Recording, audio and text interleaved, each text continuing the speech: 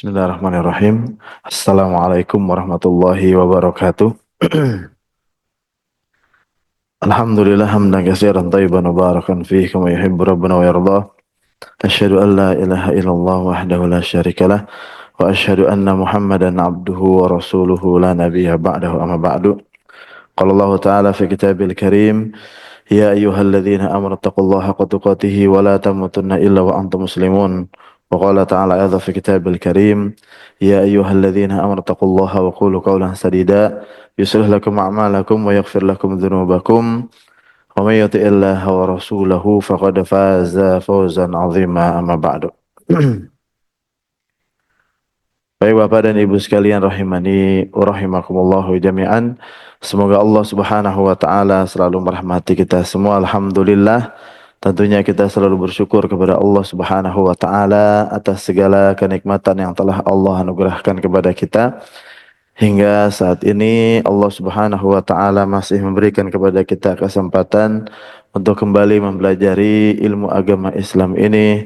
Wabil khusus di subuh hari ini kita akan melanjutkan materi kita dalam pembahasan kitab Al-Adabul Mufrad, buah karya dari Al-Imam Bukhari rahimallahu taala, yang semoga Allah Subhanahu wa taala terus memberikan pada kita kekuatan iman, kekuatan fisik, hidayah serta taufiknya agar kita bisa terus mempelajari ilmu agama Islam ini dengan baik dan benar dan bisa mengamalkannya sesuai dengan tuntunan Nabi Muhammad sallallahu alaihi wasallam hingga akhir hayat kita. Amin ya rabbal alamin. Salawat serta salam tentunya selalu kita junjungkan kepada Nabi besar kita, Nabi Muhammad sallallahu alaihi wa alihi wasallam, berikut keluarganya, para sahabatnya dan juga para pengikutnya hingga akhir zaman nanti. Dan semoga kita termasuk orang-orang yang selalu mengikuti ajaran Nabi besar kita Muhammad sallallahu alaihi wasallam hingga akhir hayat kita. Amin ya rabbal alamin. Bapak dan Ibu sekalian rahimani wa rahimakumullah jami'an, semoga Allah Subhanahu wa taala selalu merahmati kita semua. Alhamdulillah, di subuh hari ini kita akan melanjutkan pembahasan kita dalam kitab Al-Adabul Mufrad dengan penjelasan dari Syekh Muhammad Luqman As-Salafi hafizahullah taala, di mana kita telah sampai pada halaman 189, ya, perihal penjelasan kata dari hadis Abu Mas'ud radhiyallahu taala anhu. Nah, dan kita telah menjelaskan tentang hadis kisah Abu Mas'ud radhiyallahu taala anhu dari penjelasan Syekh Abdul Razak hafizallahu taala, ya, di mana beliau ditegur oleh Allah Subhanahu wa taala dikarenakan beliau, ya, terlalu melampaui dalam menghukum budaknya, sehingga Nabi Shallallahu Alaihi Wasallam mengingatkan, ya, beliau dengan kekuatan atau kekuasaan Allah Subhanahu Wa Taala, di mana Allah Subhanahu Wa Taala lebih kuasa terhadapmu untuk menghukummu, ya, daripada kekuasaan engkau kepada budakmu dalam hukumnya. 6. Sehingga Abu Mas'ud pun, ya, dalam riwayat yang lain, ya, selain dari riwayat ini, beliau memegang cambuknya terjatuh, ya, ketika melihat itu adalah Nabi Muhammad sallallahu alaihi wasallam. Selanjutnya adalah penjelasan kata dari Syekh Muhammad Luqman As-Salafi hafizallahu taala, di mana beliau mengatakan penjelasan kata lalafahatka an-nar. Lalafahatka an-naru artinya adalah api neraka membakarmu. Ini dalam lafaz hadis yang terakhir, ya. Au lalafahatkan naru. Sebelumnya lamassatkan naru. Ya, maknanya sama, ya, mirip-mirip. Ya, bahwasanya kalau engkau tidak sampai membebaskan budak tersebut sebagai denda hukuman atas apa yang kamu lakukan, maka kamu akan disiksa dengan api neraka. Nah, karena terlalu berlebih, ya, dalam menghukumi, ya, budak, sebagaimana penjelasan dari hadis yang lain yang disebutkan oleh Syekh Abdul Razak sebelumnya, bahwa dalam menghukumi budak itu bisa menjadi suatu hal yang kebijakan dari kita dengan kita menghukumi ya atau menghukum budak itu dengan yang lebih rendah dari kesalahannya, maka ini ya kebijakan dari kita atau pahala. Yang kedua, hukumannya itu adalah serupa dengan perbuatan kesalahannya atau dosanya. Ya, maka ini impas. Ya, nggak ada kebijakan dan nggak ada dosa. Dan ketiga yang terakhir ya hukumannya itu lebih dahsyat atau lebih besar daripada kesalahan yang dilakukan oleh budak tersebut. Maka dengan keadaan yang terakhir ini adalah suatu kezaliman ya dari tuannya sehingga ini akan menyebabkan tuannya diazab oleh Allah Subhanahu wa taala karena ia melebihi dari batas kesalahan dari budak tersebut. Sehingga yang namanya menghukum, ya ini juga ada batasan-batasannya. Tidak boleh juga ya sampai melampaui batas ya dengan hukuman terhadap budak. Nah, Bapak dan Ibu sekalian rahimani orang Allah jami'an, semoga Allah Subhanahu wa taala selalu merahmati kita semua dan ini sifatnya umum nantinya ya baik itu budak ya atau pembantu kita atau pelayan kita ya atau orang bawahan kita, anak kita ya yang memang di bawah kekuasaan kita ya kalau sampai hukumannya itu melebihi dari kadar kesalahannya maka ini bisa jatuh dalam kezaliman yang nantinya akan dikisos di hari kiamat. Ya, na'udzubillah min dzalik. Kandungan hadisnya dari Syekh Muhammad Luqman As-Salafi rahimallahu taala, beliau mengatakan dalam hadis di atas terdapat dorongan agar berlaku lemah lembut kepada para budak. Ya, walaupun mereka budak, tapi tetap Islam itu memberikan ya batasan-batasan dan juga aturan-aturan. Di antaranya adalah berlaku lemah lembut terhadap budak. Ya, nah, dan ini terlebih lagi kalau bukan budak, ya dia pembantu kita misalkan di rumah, ya atau bawahan kita, karyawan kita, ya anak kita apalagi, ya saudara kita.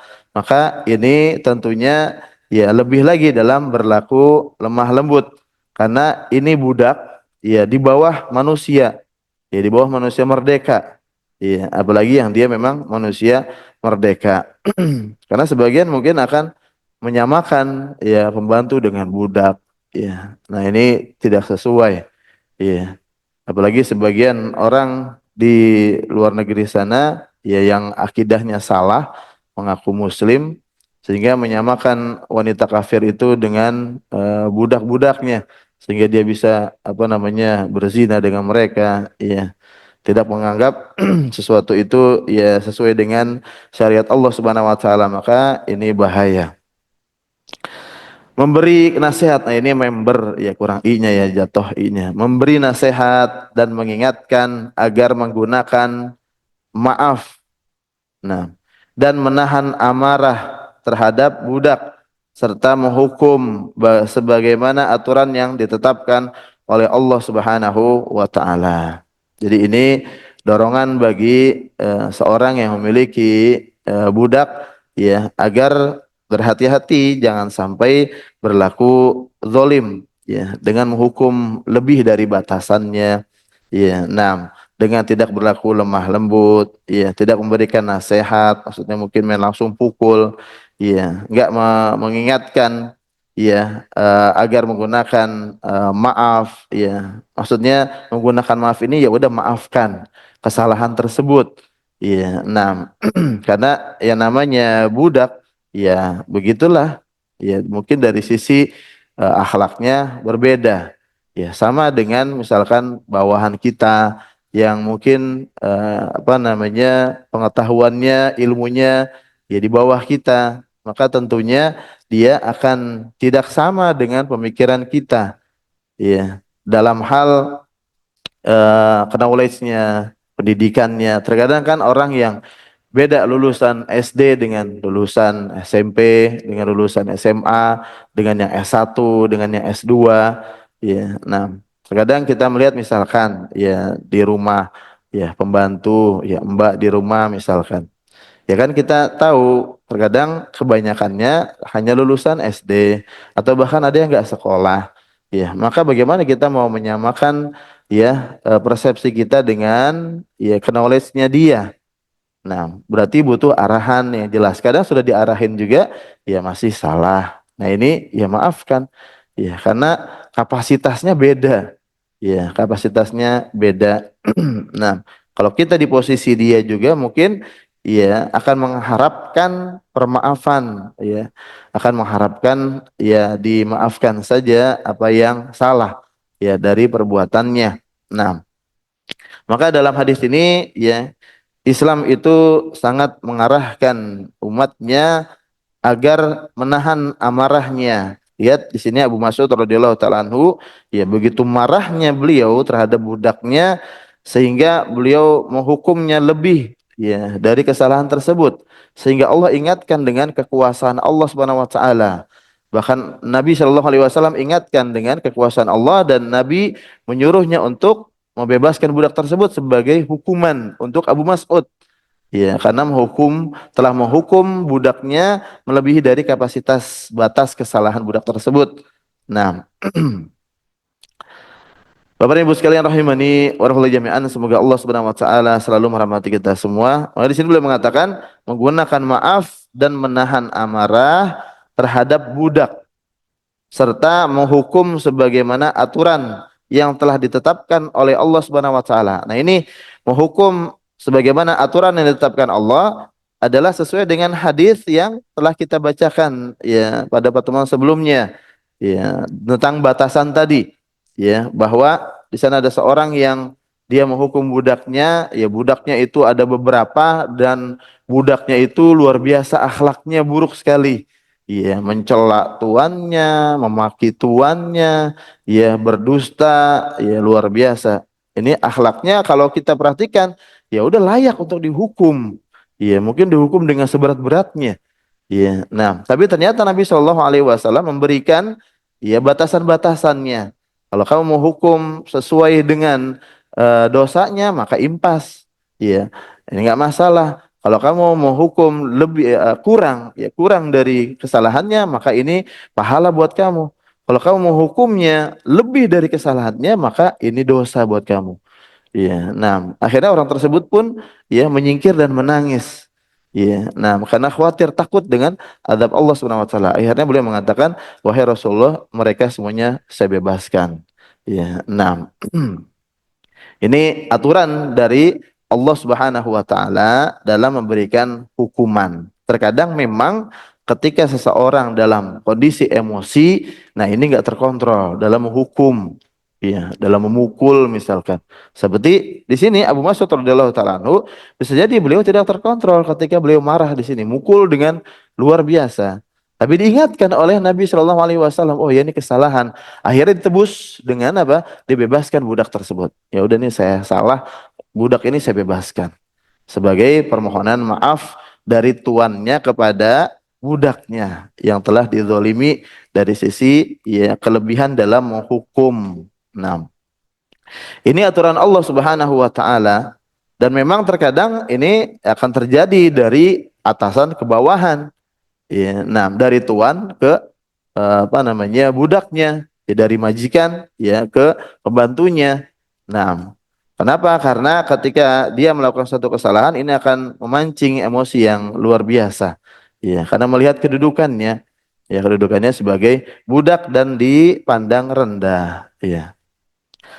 Bapak dan Ibu sekalian rahimani wa rahmatullahi jami'an, semoga Allah Subhanahu wa taala selalu merahmati kita semua. Tapi ternyata Islam ya tetap menyuruh ya umatnya untuk bisa menerapkan ketetapan Allah Subhanahu wa taala dalam aturan ya bermuamalah dengan budak ya ataupun dengan pembantu kita yang membantu kita sehari-hari ya ataupun pelayan kita atau karyawan kita, bawahan kita. Nah, ini masuk ke dalam perkara tersebut. Bapak dan Ibu sekalian rahimani wa rahmatullahi jami'an, semoga Allah Subhanahu wa taala selalu merahmati kita semua. Yang kedua, memerdekakan budak sebagai kafarah setelah memukulnya merupakan perkara yang dianjurkan. Jadi kalau ternyata sudah kadung memukul budak, ya maka kafarohnya adalah dengan dibebaskan. Dendanya, tebusannya adalah dengan memerdekakan budak tersebut. Berarti ini Islam agama yang penuh dengan rahmah, ya, dengan kasih sayang. Nah, sehingga ketika tuannya itu salah dengan memukul terlalu berlebih ya kepada budaknya, maka dia ganjarannya atau dendanya dengan ditebus untuk memerdekakan budak tersebut. Sebagaimana yang dilakukan oleh Abu Mas'ud radhiyallahu taala anhu di sini dan juga sahabat yang lain seperti hadis yang tadi kita sampaikan. Iya, bukan hanya satu budak, beberapa budak. Kalau Abu Mas'ud di sini hanya satu budak saja, sehingga boleh mengatakan fahuwa hurrun liwajhillah.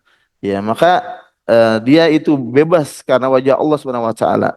Ya, ikhlas karena Allah Subhanahu wa taala mengharapkan permohonan maaf dari Allah Subhanahu wa taala karena telah menghukum budaknya terlalu berlebihan sehingga beliau ya menebusnya dengan memerdekakan budak. Nah, bukan diwajibkan berdasarkan ijma kaum muslimin. Jadi ini sifatnya dianjurkan. Ya, walaupun di sini ada ancaman sebenarnya, ya, ada ancaman, ya, dari Nabi Shallallahu Alaihi Wasallam. Hanya saja Abu Mas'ud radhiyallahu taala anhu melihat bentuk permohonan maaf kepada budaknya yang paling tinggi, ya, yaitu dengan memerdekakannya. Sebagaimana Abu Dzar radhiyallahu taala anhu pada hadis sebelumnya, ya, ketika Nabi Shallallahu Alaihi Wasallam mewanti-wanti kepada Abu Dzar radhiyallahu taala anhu untuk berbuat baik kepada budaknya, maka Abu Dzar berpikir apa yang paling bagus untuk berbuat baik kepada budaknya, apa tingkatan yang paling tinggi. Akhirnya beliau mentok pada tingkatan untuk memerdekakan budak tersebut, dan memerdekakan budak tersebut adalah tingkatan berbuat baik yang paling tinggi terhadap budak. Ya, nah apalagi yang paling tinggi berbuat baik kepada budak kalau bukan dengan memerdekakannya. Ya, itu sudah ya tingkatan yang paling tinggi ya agar budak tersebut menjadi ya manusia yang merdeka. Bapak dan Ibu sekalian rahimani wa rahimakumullahu jami'an, semoga Allah Subhanahu wa taala selalu merahmati kita semua. Walaupun ini tadi sifatnya adalah dianjurkan, ya, tidak diwajibkan. Dan beliau mengatakan berdasarkan ijma kaum muslimin. Ya, kalau kita lihat dari ancaman-ancamannya, kalau ini sifatnya disunahkan, maka bisa jadi sunnahnya muakkad. Ya, sunnahnya muakkadah, ya ditekankan. Ya, karena di sana ada ancamannya kalau sampai bentuknya adalah menzolimi. Ya, kalau sampai bentuknya sampai menzolimi dengan memukulnya ya berlebihan. Beda kalau memukulnya hanya sekedar ya memukul saja ya untuk mendidiknya ya agar dia tahu bahwa dia salah, ya ini tidak masuk dalam kezaliman. Nah, baik Bapak dan Ibu sekalian rahimani wa rahimakumullah jami'an, semoga Allah Subhanahu wa taala selalu merahmati kita semua. Dengan demikian selesai kita dari pembahasan hadis ke-171 ya dengan penjelasan dari Syekh Muhammad Luqman As-Salafi rahimahullahu taala. Kita masuk pada bab yang baru, bab yang ke-91. Beliau mengatakan jangan menyumpahi dengan ucapan semoga Allah memburukkan wajahnya. Nah, ini mendidik ya dengan ucapan. Ya, ini didikan bagi kita ya ataupun seorang majikan atau tuan ya dengan lisannya. Jangan sampai menyumpahi budaknya ya atau orang lain ya dengan ucapan seperti ini, semoga Allah memburukkan wajahnya. Ya. Ya kalau dalam bahasa Arabnya qabbahallahu wajhah. Ya, qabbahallahu wajhah. Semoga Allah memburukkan wajahnya. Ini walaupun kadang jarang kita dengar ya. Ya, sumpah serapah seperti ini ya. Nah, biasanya dengan ucapan-ucapan yang lain. Iya, nah mampus lah, apalah gitu kan. Nah, sumpah serapahnya. Tapi di sini ya dilarang dengan mengucapkan semoga Allah memburukkan wajahnya. Syekh Abdul Razak hafizallahu taala ya menjelaskan tentang bab ini. Ya beliau mengatakan ya babun la taqul qabbahallahu wajhah. Ya, ini adalah bab yang judulnya jangan kamu mengatakan ya semoga Allah memburukkan wajahnya. Dan bab ini dicantumkan oleh Imam Bukhari rahimahullahu taala dalam bab-bab tentang adab ya muamalah tuan dengan budaknya, ini mengingatkan tambihan ila anna ba'dhan nas indama yanza'ij min khadimihi wa yuridu an yu'addibahu bizajr ya'ti bimithli hadhil kalimat. Ini mengingatkan kita, Imam Bukhari ingin mengingatkan bahwa hati-hati ya, bahwa sebagian orang ketika dia merasa tersinggung dengan budaknya dan dia ingin mendidik budaknya, memberikan hukuman atau memberikan takdib ya, pendidikan ya, dengan hukuman, maka dia berucap dengan ucapan seperti ini. Ya, dengan ucapan seperti ini atau ucapan yang semisal dengannya. Au yaqulu nadhiraha au syabihaha. Ya, atau dia mengucapkan ucapan yang serupa dengan ini, ya sumpah serapah, ya yang tidak baik atau yang semisal dengannya. Yang itu terkadang diucapkan oleh sebagian orang dengan niatan untuk mendidik. Ya, ketika dia melihat adanya kesalahan ya pada budaknya atau pembantunya atau pelayannya, maka ya dia mengucapkan ucapan-ucapan yang seperti ini. Maka Imam Bukhari taala ya membuat bab seperti ini liyubayyin anna hadzal lafdha alladzi qad ya'ti ala alsinati ba'dhin nas fi maqami zajri wat ta'dib lafdzun khati'un. Ya, Imam Bukhari ingin menjelaskan kepada kita bahwa lafaz seperti ini yang terkadang terlontarkan dari lisan-lisan sebagian orang ya karena ingin menghukum ya apa namanya budaknya, ini adalah lafaz yang salah ya. Maksudnya ketika ingin menghukum atau mendidik budaknya dengan lisan, maka harus dijaga lisannya, jangan sampai ya cara mendidiknya dengan sumpah serapah, ya menyumpahi ya budak tersebut dengan seperti ini, memburukkan wajahnya. Ya Allah Subhanahu wa taala telah menjadikan ciptaan manusia itu lebih baik. Ya, nah lebih baik daripada makhluk yang bukan manusia, ya hewan ataupun jin. Nah, maka bagaimana ya dia mendoakan untuk memburukkan wajahnya. Nah, dan kata Syekh Abdul Razzaq taala, wa ja'atis sunnah an-nabawiyah bin nahyi anhu wal man'i anhu wal man'i minhu. Ya, dan telah datang ya sunnah-sunnah Nabi sallallahu alaihi wasallam, penjelasan dari Nabi kita Muhammad sallallahu alaihi wasallam, larangan terhadap hal tersebut. Ya, nah, dengan hadis yang akan disebutkan oleh Imam Bukhari rahimahullah taala dalam bab ini. Nah, dan juga kita lihat hadis-hadis yang lain ya tentang menjaga lisan. Nabi Shallallahu alaihi wasallam ya mengaitkan perkataan yang baik dengan keimanan. Maka na yu'minu billah wal yaumil akhir falyaqul khairan au liyasmut. Ya, barang siapa yang beriman dengan Allah Subhanahu wa taala dan hari akhir, yakin bahwa di sana ada hari kiamat yang nanti dia akan disidang dengan segala ucapan dan perbuatannya, hendaklah dia berucap baik atau diam. Nah, ini kamusnya orang yang beriman. Kamusnya orang yang beriman cuma ada dua. Berkata baik, kalau enggak bisa, diam. Ya, enam. Walaupun terkadang ya terjadilah enggak diam.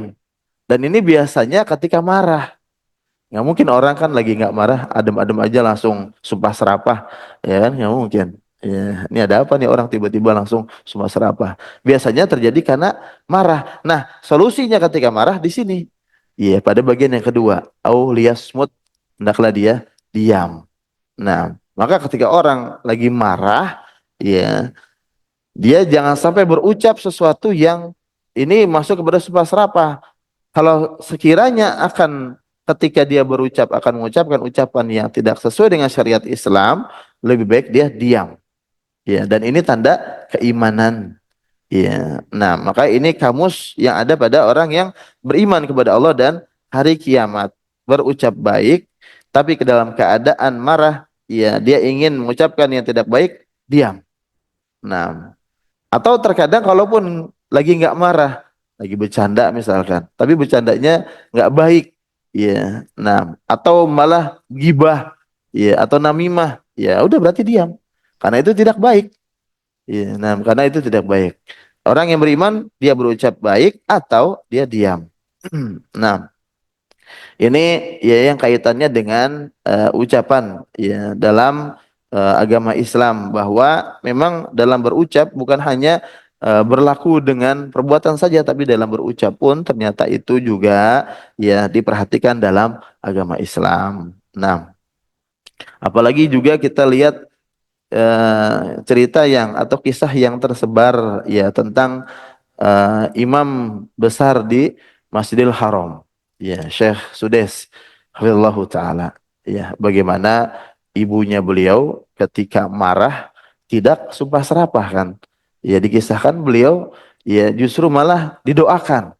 Dan ini memang adab de, pada sebagian orang Arab yang kita lihat waktu di Yaman ya. Ketika sebagiannya marah itu mendoakan dengan kebaikan. Allah yahdik. Ya walaupun dengan penekanan ya. Allah yahdik. Ya. Semoga Allah memberikan hidayah buat kamu. Ya, atau aslahakallah. Ya, semoga Allah memperbaiki dirimu. Ya. Jadi ketika marah pun ternyata ucapannya itu baik. Ya, doa. Ya. Nah, ini diantaranya ibunya bunda dari eh, Syekh Sudes ya Allah taala ketika kecil ya yang katanya ada makanan ternyata dilempari pasir segala macam ya buat kesalahan lah. Nah, ibunya mengucapkan apa? Semoga kamu menjadi imam di Masjid Al-Haram. Terkabulkan. Gimana kalau ibunya doain yang lain? Semoga kamu kacau. Waduh, ya kacau nanti anaknya. Iya. Nah, tapi Sudes, ya Syekh Sudes, Hafizahullah Taala, ibunda beliau mendoakan dengan kebaikan. Semoga Allah menjadikan kamu imam Masjidil Haram. Terjadi, beliau adalah imam yang paling muda. Ya, setahu saya umur 20-an beliau itu sudah menjadi imam ya Masjidil Haram. Ya, maka ini juga pendidikan buat kita, hati-hati. Godaan setan memang berat. Ketika kita marah ya kepada anak kita ya atau saudara kita atau pembantu kita, pelayan kita ya, maka ucapannya hati-hati ya karena itu adalah doa ya, apalagi itu kepada anak kita misalkan. Ya, kita lihat bagaimana kehidupan ya Syekh Sudes hafizallahu taala ya dengan kisahnya beliau, dan banyak lagi sebenarnya kisah-kisah yang lain ya yang itu merupakan doa dari kita. Walaupun kita marah, ya sudah lebih baik diam atau duduk, ya atau tiduran atau wudhu atau melakukan hal-hal yang lain. Ya sholat ketika masih marah terus. Ya, nah daripada mengucapkan ucapan sumpah serapah seperti ini, ya karena nanti akibatnya juga kita yang akan menanggungnya. Menanggungnya di dunia, kalau tidak maka menanggungnya di akhirat. Dan di akhirat itu yang ya kita khawatirkan. Bapak dan Ibu sekalian rahimani wa rahimakumullah jami'an, semoga Allah Subhanahu wa taala selalu merahmati kita semua. Sebaliknya, ternyata ucapan yang baik itu adalah sedekah. Wal kalimatut thayyibatu shadaqah, kata Nabi SAW. Dan ucapan yang baik itu adalah sedekah. Luar biasa, tanpa mengeluarkan kocek, ya, mengeluarkan fulus, kita sudah mendapatkan nilai sedekah dengan ucapan yang baik. Ya, di antara ucapan yang baik adalah berdoa. Ya, mendoakan. Nah, mendoakan orang lain ya atau keluarga ya walaupun dalam kesalahan ya jatuh dalam kesalahan didoakan, maka ini adalah sedekah. Ucapan yang baik adalah sedekah. Ternyata dengan lisan itu masuk kepada banyak hal dalam agama Islam ini. Dengan lisan kita bisa mendapatkan pahala, dengan lisan kita bisa masuk surga. Sebaliknya dengan lisan juga kita bisa dapat dosa, ya, dan bisa dimasukkan ke dalam api neraka. Nauzubillah min dzalik. Bahkan berapa banyak orang yang jatuh dalam kesyirikan dan kekufuran dikarenakan lisan. Iya, lisan ini luar biasa, ringan sekali lidah ini. Iya, sehingga kalau tidak dikontrol ini bahaya. Iya, bagaimana kontrolnya? Sesuai dengan syariat Allah Subhanahu wa taala. Ya belajar, ya baca hadis-hadis Nabi sallallahu alaihi wasallam, baca ya Al-Qur'an firman Allah Subhanahu wa taala ya dengan terjemahannya sehingga bisa dipahami bahwasanya oh aturan Allah seperti ini. Oh aturan dari Nabi sallallahu alaihi wasallam yaitu wahyu dari Allah Subhanahu wa taala seperti ini. Nah, sehingga kita bisa menjalankan syariat Allah Subhanahu wa taala dalam kehidupan kita sehari-hari. Imam Bukhari rahimahullah taala mengatakan, ya, Hajjaj menghabarkan kepada kami Ini biasanya lafadznya haddatsana Hajjaj atau akhbarana Hajjaj. Iya. Luar biasa ya, guru Imam Bukhari itu banyak sekali. Iya. Nah, sampai 1080 orang. Ini gurunya Imam Bukhari. Iya, guru kita baru berapa ini? Iya, nggak sampai 100 ya. Ini luar biasa. Memang ya dianjurkan ya untuk memiliki banyak guru, tapi guru yang bisa dipertanggungjawabkan ilmunya ya sesuai dengan syariat Allah Subhanahu wa taala yang masuk dalam kategori Ahlussunnah wal Jamaah yang mengajarkan Al-Qur'an dan sunnah Nabi Shallallahu alaihi wasallam dengan pemahaman para sahabat Nabi radhiyallahu taala anhum. Dan guru-gurunya Imam Bukhari ya semuanya Ahlus Sunnah ya, dan beliau menjelaskan hal itu bahwasanya beliau belajar dari ulama-ulama yang mereka berpemahaman Ahlus Sunnah wal Jamaah. Beliau berkata, Hajjaj rahimahullah taala mengatakan, Ibnu Uyainah menghabarkan kepada kami, Sufyan bin Uyainah, dari Ibnu Ajlan. Nah, bisa jadi ini Muhammad bin Ajlan.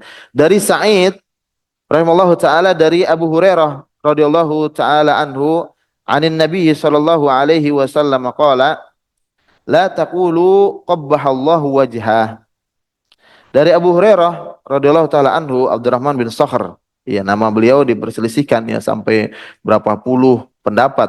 Ya, tapi yang dirojehkan oleh di antaranya Imam Nawawi rahimahullah bahwa nama beliau adalah Abdurrahman bin Sakhr, dan ini juga yang dirojehkan oleh Syekh kami ya Syekh Yahya Al-Hajuri hafizallahu taala.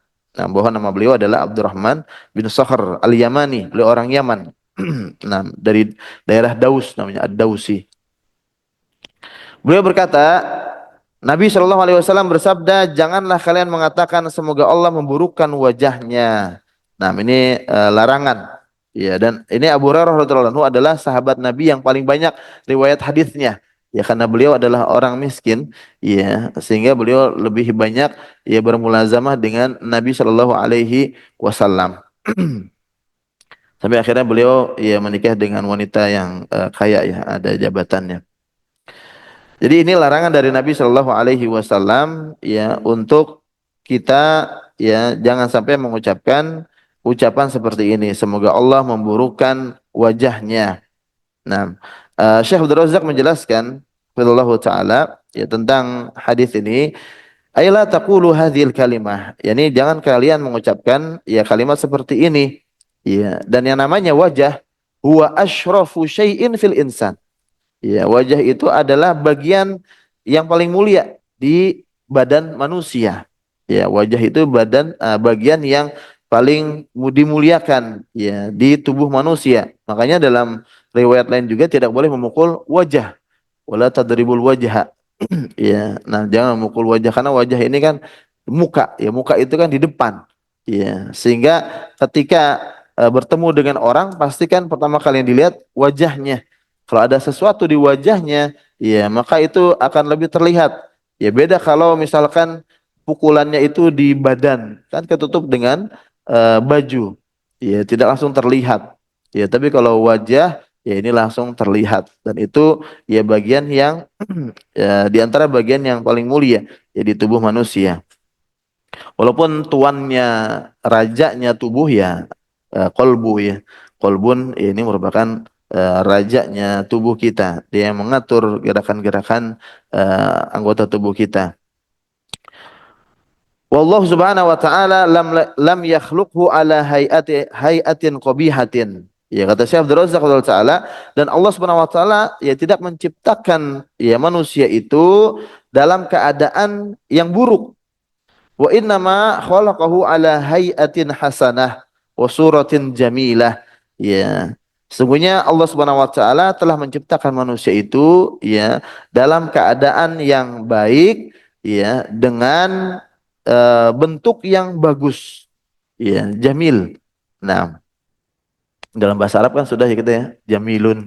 Nah, hasanun ya, jamil ya, indah, bagus. Nah, Allah SWT berfirman, laqad khalaqnal insana fi ahsani taqwim. Ya. Allah SWT ya berfirman, sungguh kami telah menciptakan manusia itu dalam bentuk yang paling bagus. Ya. Nah, Ya bisa kita lihat realnya. Ya, bandingkan manusia dengan selain manusia. Ya, nah, ada yang bilang coba datangkan monyet yang paling ganteng ya dibandingkan dengan manusia yang nilainya paling rendah. Tetap aja ya bagusan manusia. Nah, walaqad karramna bani Adam dan Allah SWT mengatakan ya dan kami telah memuliakan bani Adam ya manusia. Maka Allah Subhanahu wa taala telah memuliakan manusia ya Bani Adam ya wa manna alaihim bi an khalaqahum ala hadhil khilqah al jamilah wa surah al hasanah dan Allah Subhanahu wa taala telah menganugerahkan kepada manusia dengan penciptaan mereka ya dengan bentuk yang paling bagus ya dengan apa namanya gambaran yang indah ya dan Allah Subhanahu wa taala ja'ala wajhal insan bihadhihi sifah al-jamilah dan Allah menjadikan wajah manusia itu dengan ya bentuk seperti ini yang bagus. Maka la yuqalu indama yukhti'u insanun ma la yuqal inda zajrihi qabbahallahu wajhah. Ya, fala yuqal indama yukhti'u insanun maka tidak boleh ketika ada seorang yang melakukan suatu kesalahan untuk diucapkan kepadanya ketika menghukumnya dengan ucapan seperti ini qabbahallahu wajhah ya karena Allah sudah menciptakan wajah manusia itu indah bagus ya dibandingkan dengan makhluk yang lain maka jangan ya malah minta sama Allah untuk diburukkan ya ini ucapan yang dilarang ya karena Allah Subhanahu wa taala ya telah membuat ya bentuk wajah manusia itu bagus. Ya, nah, dan Allah Subhanahu wa taala ya telah menetapkan hal itu ya dengan ciptaan yang bagus pada wajah manusia. Maka tidak boleh mengucapkan qabbahallahu wajhah atau yang serupa dengannya. Iya. Nah, yang intinya bahwa janganlah seseorang ketika dia marah ingin menghukum ya orang lain, pembantunya atau budaknya atau anaknya misalkan, ya dengan ucapan yang tidak baik. Ya, nah dengan ucapan yang tidak baik karena khawatir itu menjadi doa Allah kabulkan, maka yang menyesal kita sendiri, yang akan menjalaninya kita sendiri. Ya, nah bahkan bisa jadi ini suatu dosa karena ada larangannya dari Nabi Shallallahu Alaihi Wasallam. Ketika itu larangan, otomatis di sana ada dosa kalau dilakukan. Bapak dan Ibu sekalian rahimani warahmatullahi jami'an, semoga Allah Subhanahu wa taala selalu merahmati kita semua. Apalagi kalau kita mendoakannya ya, dengan ucapan-ucapan yang baik, ya, maka hasilnya akan baik dan kita sendiri akan merasakannya. Ya, kita sendiri akan menuainya. Ya, sebaliknya kalau kita ucapkan yang tidak baik, ya, dengan ucapan-ucapan yang kasar atau kotor, ya, akhirnya menjadi doa dan beneran, ya Allah kabulkan. Nah ini kan kita nggak mau hal itu terjadi. Maka sebelum itu terjadi, ya dilihat-lihat dulu apa yang mau diucapkan. Nah, dipikir-pikir dulu apa yang mau diucapkan sebelum dilontarkan. Ya, kalau sekiranya baik maka kita ucapkan. Ya, kalau sekiranya tidak baik maka ditahan. Ya, maka ditahan. Caranya kalau memang ternyata udah nggak kuat lagi mau dilontarkan, ya berzikir. Iya, yang tadinya mau mengucapkan hal-hal yang kasar atau kotor, maka kita ganti dengan zikir, istighfar, ya, atau zikir yang lainnya, atau ta'awudz, ya, berlindung kepada Allah dari ya godaan setan yang terkutuk, ya, agar Allah bebaskan dari perkara-perkara yang dimurkai oleh Allah Subhanahu wa taala. Bapak dan Ibu sekalian rahimani wa rahimakallah jami'an, semoga Allah Subhanahu wa taala selalu merahmati kita semua. Saya rasa cukup dulu apa yang bisa kita sampaikan. Ya jikalau ada yang tanyakan Bapak atau Ibu sekalian silakan. Barakallahu fikum.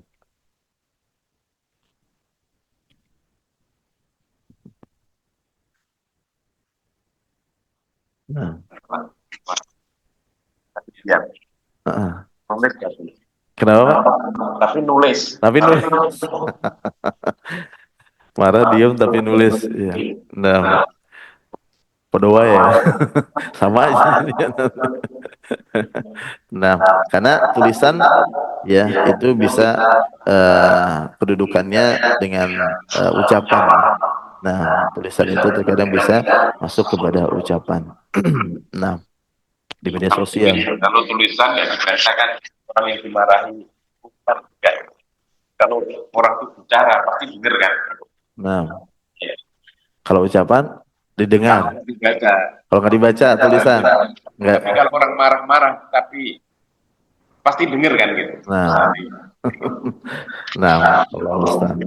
Ya, baik itu dengan lisan ataupun tulisan, baiknya ketika marah menahan diri. Apalagi sekarang ada namanya jejak digital ya.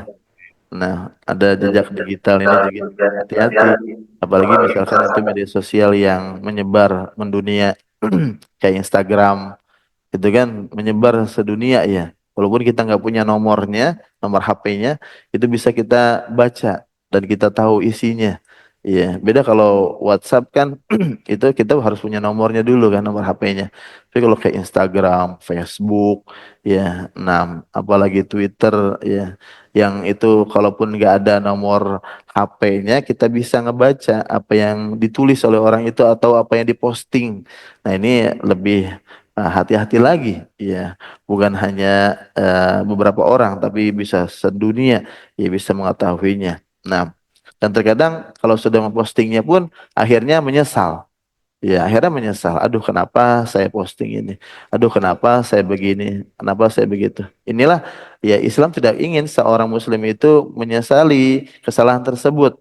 Iya, nah, maksudnya bukan berarti nggak boleh bertobat, karena kan tobat itu penyesalan. Maksudnya adalah sebelum itu terjadi, ya hati-hati. Iya, nah, hati-hati jangan sampai itu terjadi. Bagaimana caranya? Ya, belajar ya dengan agama Islam dan dipraktekkan, diamalkan. Kalau memang ternyata oh ini menyebabkan kita itu amarahnya memuncak, ya tinggalkan. Ya udahlah, ya apa namanya jauhi hal itu. Ya sebisa mungkin menjauhi perkara-perkara yang bisa menyebabkan kita naik pitam. Ya kita marah. Ya kalau sekiranya aduh ini kalau saya baca Instagram ini atau Facebook ini bisa menyebabkan saya tambah marah nih. Ya udah tutup aja. Ya, jangan dibuka. Ya, nah atau lihat WA-nya ini nanti akan tambah marah. Ya udah jangan dibaca. Ya dilewatkan saja. Nah, ambil yang sifatnya itu bisa menenangkan hati dan seseorang bisa menjauhkan diri dari kemaksiatan. Nah, karena Islam juga bukan hanya menyuruh untuk menjauhi untuk tidak melakukan suatu hal yang dilarang, tapi juga jalan-jalannya ini diwaspadai, ya, dihindarkan juga. Nah, agar tidak terjerumus dalam perkara yang dilarang oleh Allah Subhanahu wa taala. Barakallahu fikum. Mungkin cukup dulu. Iya.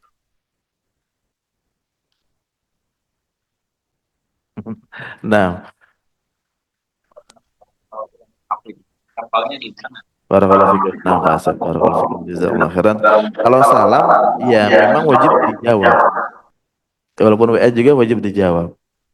Nah, walaupun sebenarnya kalau tulisan itu sebenarnya kan Bismillah ya kalau tulisan ya. Kalau surat ya. Kalau itu sebagai surat biasanya kan diawali dengan Bismillah min Muhammadin ila dari Nabi Muhammad kepada siapa. Ya. Tapi kalaupun dia mengawali dengan salam, maka ya hukumnya sama. Kita wajib menjawabnya.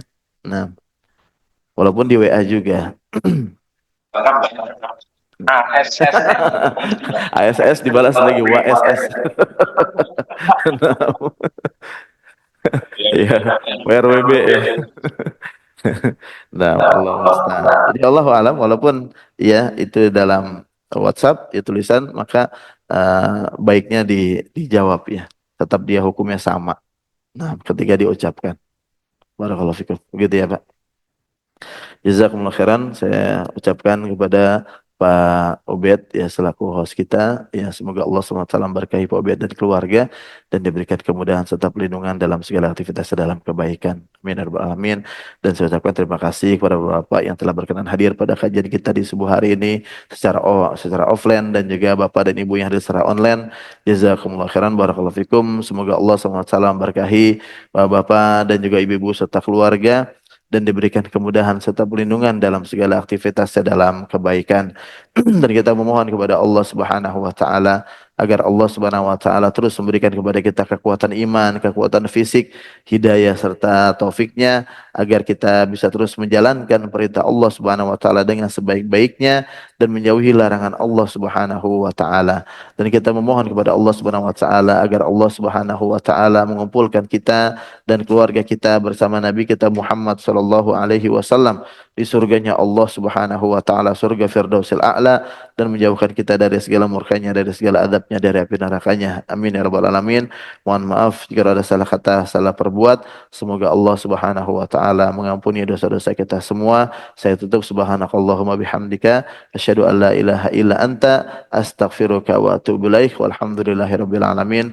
Wassalamualaikum warahmatullahi wabarakatuh.